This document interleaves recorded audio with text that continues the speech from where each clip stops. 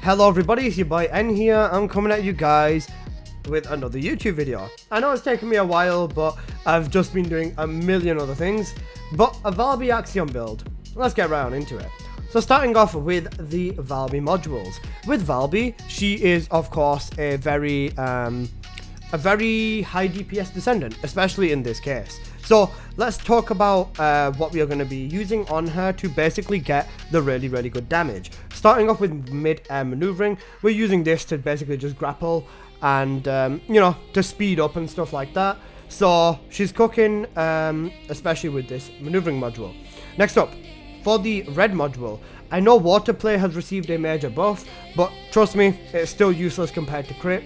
Crit Valby is forever going to be the best Valby, so supply moisture is going to be the red module that we are going to go with in this instance. Now, I think that you should 100% have max cooldown on Valby. So starting off with this, we are going to go with cooldown modules. So we're going to go with MP conversion as well as nimble fingers over here. Next up, we are going to go with the two focus on modules. With this red module, we're going to focus on Valby's one, that being her bubble bullet. So we're going to be going with focus on non-attribute and focus on fusion. So let's grab both of them and shove them into, where is fusion? There it is. And shove them over there. So that's what we'll be going with in this instance. Next up, let's have a look at the other stuff in this build, that primarily being crit. Now with crit with Valby, you are going to want to go with 3 crit modules. The reason we're going with 3 is because of balance. Now I know you'd expect me to just say use all of them, blah blah blah. It does technically work like that. However, in this instance, you don't really want to be doing that. We're going to go with insight and concentration, and then we are going to go with emergency measures. That is it. With the reason we are going with just 3 is because we want to strike the middle with Valby with this. So the reason we are going to focus on that is going to be because of the other stuff in this build. Now, of course, with Valby, you want range. For range, we're going to go with both range mods, so amplification control as well as skill expansion. And then this is where we get our last module, which is basically going to be the optional module. In this instance, I would recommend using MP collector. Now if we just shuffle this around a little bit, shove that over there and shove that over there, this is essentially what you would want to be running for Valby inside of Axion specifically. Now if you are having any trouble, what you can do is basically just semi-shift it around, I guess. You can drop amp control and you can put a HP module in over there. So if you are struggling, you can throw in increase HP instead of amp control. I don't struggle with survivability myself, so I don't use this in this way specifically. Next up, trigger module. So with Valby, there's a lot of trigger modules that actually work.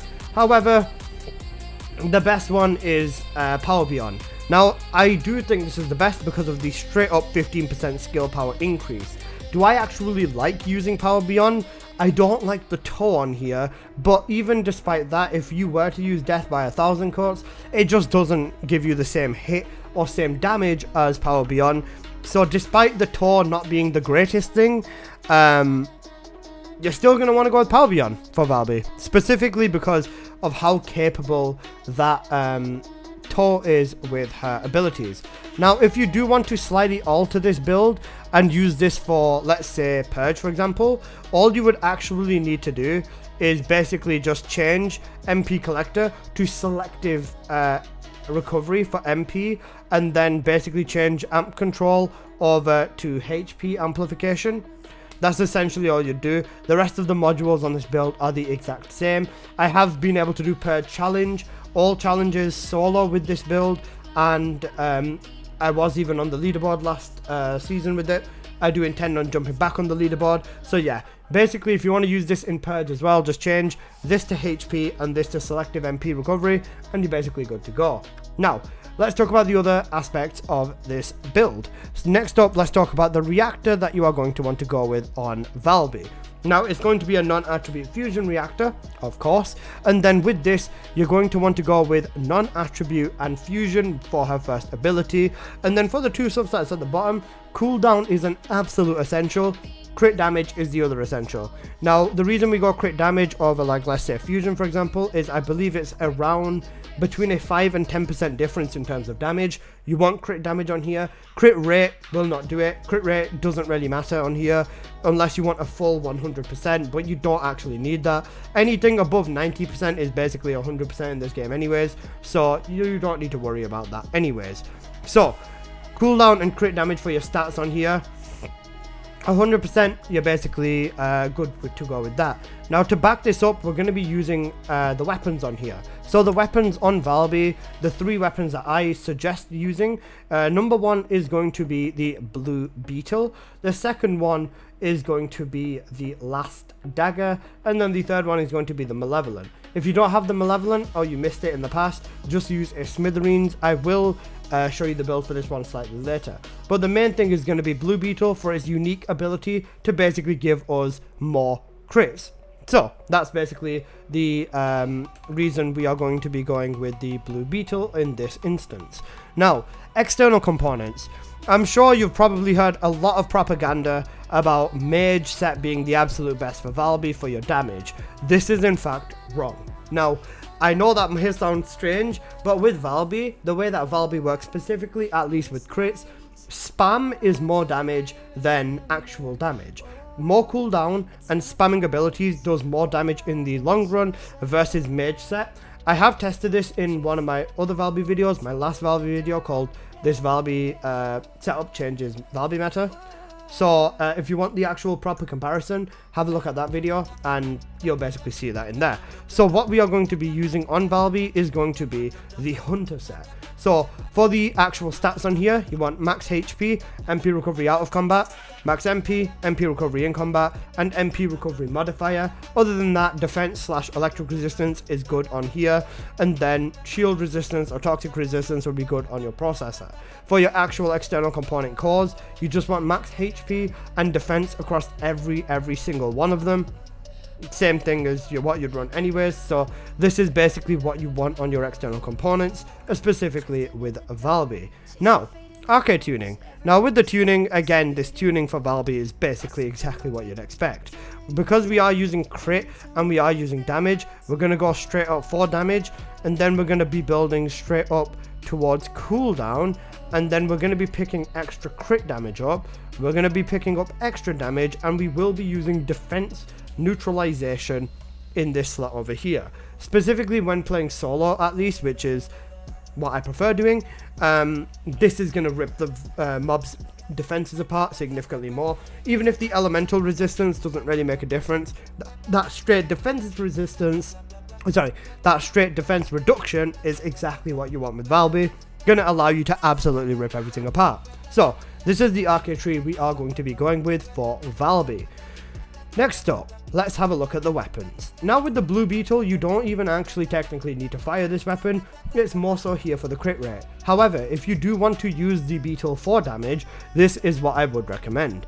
Now, with this, this sort of damage build would basically be great for Valby. I've put electric on this weapon because it has electric built into it, so this will definitely do a lot of damage. Make sure you're standing inside of Valby's water for a ton of crits, and this weapon absolutely slaps. If you are going to use it for a damage weapon though, however, I would recommend changing that top core to being a fire rate core, because this will make it basically shoot significantly faster and deal ridiculous amounts of damage. In this instance, I'm not really going to be bothering with shooting it, so I will just leave it as a sprint speed weapon. Actually not, let's use it, screw it, I'll shoot with it, why not, let's just game.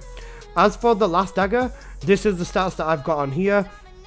Last Dagger is going to be used basically for the final boss. We will be using Valby's abilities, but for the final boss he does have resistances, so I would go with this.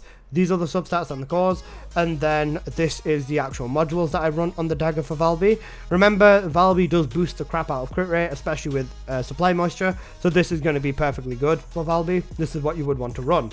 Next up, Malevolent. Now, if you don't have the Malevolent, you're all good. I'll show you the Smithereens as well, but this is exactly what I would run on the Malevolent as well. Now, notice how this weapon has electricity on it, this weapon has fire on it, and this weapon has toxic on it. The reason for that is you want to be mixing your elements inside of Axion regardless. You want to be mixing your elements up specifically so that you basically can just, you know, bypass the resistances, especially for some of the mobs. You want to make sure you're running different elements, using different weapons, and so on and so forth. But yeah, there's a reason I've been going with 3 different elements, and that is exactly why. This is what I would be running on the Malevolent, and as for the Smithereens, this is what I would give to you guys if I was to tell you to run that. I've gone with these cores on the Smithereens. This will basically allow you to do a ton of damage. Smithereens is not my favorite personally because it has a little bit of an ammo economy issue, but I guess having the support ammo modules or the conversion, yeah, one of these would allow you to be basically deal a lot better. I would probably drop one of the mods for this, probably the expand rounds magazine one, but even still, this is basically what I would recommend for the Smithereens. And yeah, okay, let me pull the Malevolent back out and put it on the right build. Correct build, perfect. Okay, now inversions. So Valby's inversions is kind of a little bit different to what you would expect. You'd expect me to just go straight for HP and stuff like that, but well, yeah, I'm going to be doing that. Straight for HP for number 1, and then for number 2, we're going to be going with the skill cost. Skill cost for this specifically because the less Valby's abilities cost, the better. And yeah, for the third one, you could go with a little bit of duration on here, but I feel like it's unnecessary. So I would go with Luffy. Thank you for the sub. Appreciate you, bro. Thank you, boss man. I would just go with Neurostim, and even with this is option number 1. Option number 2 is go with a rounds element on here, and again, I do think this is a good option. In this instance, I will be going with chill rounds just because element mix up, and yeah, that's basically what I've got on my Valby for Axion. Hot shot, thank you for the follow as well, bro. Appreciate you. Okay, I've given you the Valby rundown, so let's give you the Valby gameplay. So I'll run the crater real quick, and in crater I'll show you why Valby is hella cracked, especially in Axion. Now, you're just going to immediately want to go in with your wands and spam this everywhere. You can see the toe effect coming in from Power Beyond, but yeah, this is essentially what you're going to want to be doing with Valby. Just straight up spamming your wands and killing everyone and everything. It's basically just a game of how fast can you group everything together and basically kill everything before it comes through. And you can see here, when you do have the ring around Valby, that just means that the hunter set is indeed active. Now the nice thing about Valby, what you can do is you can just spawn trap every single spawn, and then they're basically good to go. You can just you know, do a bit of this, run around near the edges of the map, and you're basically good to go. Okay, nice. That can also happen, apparently. But yeah, you can see here, just in general, you just spam your one, everything dies very, very fast. You won't really have any issues. That's just kind of the gameplay loop of Valby. And she's a very strong Descendant, because you can see here, I'm basically just relaxing, pressing one button, and getting the desired outcome. Now, even over here, when it does come to being at the top over here, same story. The mobs will eventually get dragged in with the Power Beyond, and when they do, you just want to keep doing this, throwing the water down everywhere, and average Valby gameplay, I guess.